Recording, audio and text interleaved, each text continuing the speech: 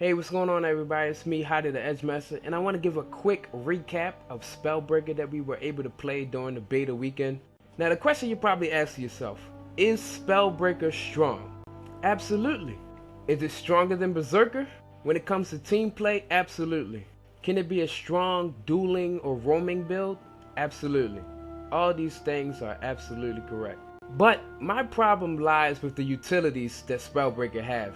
They are very underwhelmingly weak compared to Berserker.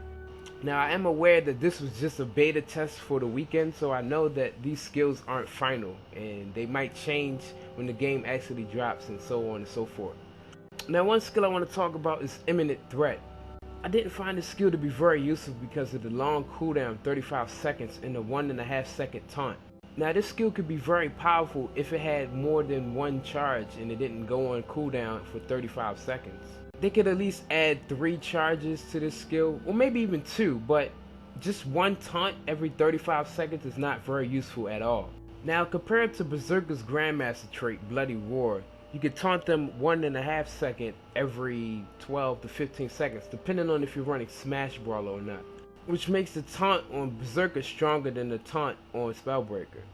If you notice, the cooldowns on the new elite specializations from Heart of Thorns are very low, like Headbutt, Wild Blow, and Outrage. But the cooldown times on Spellbreaker are extremely longer, like Winds of Disenchantment, your elite skill. That elite skill is very powerful though, but the cooldown is 90 seconds instead of the 20 for Headbutt. Another skill I found surprisingly weak was Sight Beyond Sight. I found this skill to be really weak because you could use any other utilities other than Sight Beyond Sight. Especially from a PvP standpoint, it's hard to give up Zerk stance and endure pain. And the critical hit can be wasted on a random auto attack or random skill that you didn't mean to use. It also has a cooldown of 20 seconds after you use both charges. Now going back to talking about the elite, Winds of Disenchantment, this is basically Mesmer's null field on crack. Not only does it block projectiles, it removes boons instantly, bro. And then people cannot apply boons while they're in this field. On top of that, it's unblockable, and it's a lightning combo field, which means matched with Breaching Strike, which is Dagger's F1 burst skill, and the leap finisher, it would do a dazing strike that's unblockable. And why do you want dazing? Because more dazes mean more boon rips from the enemy. Spellbreaker is all about interrupts and boon strips. The more boon strips, the more damage you can dish out constantly. So always make use of your combo fields and use them sparingly.